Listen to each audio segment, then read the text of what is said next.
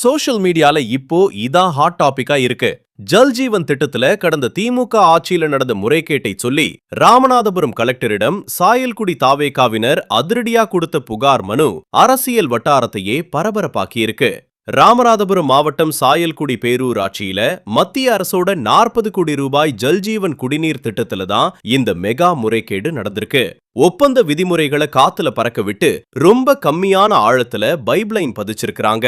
அது மட்டும் இல்ல, பைப் பதிக்கிறதுக்காக தோண்டப்பட்ட ரோடுங்க அப்படியே குண்டும் குடியுமா கிடக்குது. மக்கள் தினமும் நரக வேதனை அனுபவிக்கிறாங்க. கடந்த திமுக ஆட்சியில நடந்த அரசியல் தலையீடு தான் இதுக்கெல்லாம் காரணம்னு தாவேகாவினர் ஆவேசமா குற்றம் சாட்டியிருக்கிறாங்க.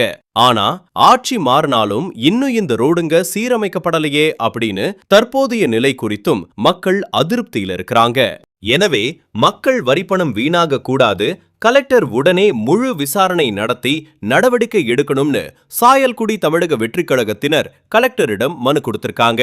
சாயல்குடி பேரூராட்சியில 15 வார்டுகள்லையும் சல்ஜீவன் திட்டத்துல பணிகள் நடைபெற்றது. ஆனா அப்பணிகள்ல முறைப்படி 3 அடி ஆழத்துல பைப்புகள் பதிக்கப்பட்டிருக்காங்க. ஆனா குறைந்த ஆழத்துல தான் பைப்புகள் போடாங்க. அதே போல 15 வார்டுலையும் ரோடுகள் அனைத்தும் டேமேஜ் செய்யப்பட்டது. ஆனா இதுல இதுவரைக்கும் 3 வருஷம் ஆச்சு, ஒரு ரோடு கூட மறுசீரமைப்பு பணி பண்ணவே இல்லை.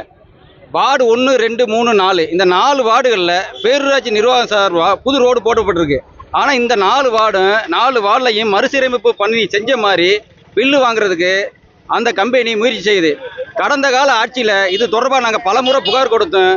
கடந்த கால ஆட்சியில் நடவடிக்கை இல்லை.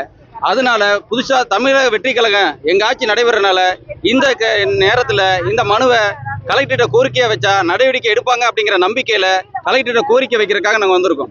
40 கோடியில சாயல்குடிக்கு ஒதுக்கப்பட்டிருக்கு. ஆனா இந்த பணிகள் 3 வருஷமா நடக்குது. இன்னைக்கு வரைக்கும் முழுமை பெறல. 15 வார்டுகள்ல உடைச்சு போட்டிருக்காங்க. இன்னைக்கு வரைக்கும் ஒரு ரோடு கூட செப்பனிடப்படல, மறுசீரமைப்பு பயனல. 4 வார்டுகள்ல பேரூராட்சி நிர்வாகமே ரோடு போட்டாங்க. ஆனா இந்த 4 வார்டுகள்லையும் அவங்க மறுசீரமைப்பு செஞ்ச மாதிரி பில் வாங்குறதுக்காக அதிகாரிகளை பயன்படுத்தி பில் வாங்க முயற்சி செய்யறாங்க. கடந்த திமுக ஆட்சியில நடைபெற்ற ஊழல் இது. இன்னைக்கு வரைக்கும் நடவடிக்கை கடந்த கால ஆட்சிகள இல்ல. பலமுறை கொடுத்திருக்கோம், பலமுறை போராடி இருக்கோம், நோட்டீஸ் அடிச்சு ஒட்டியிருக்கோம். ஆனா கடந்த கால ஆட்சினால அவங்க ஆளுங்கட்சினால நடவடிக்கை எடுக்கல.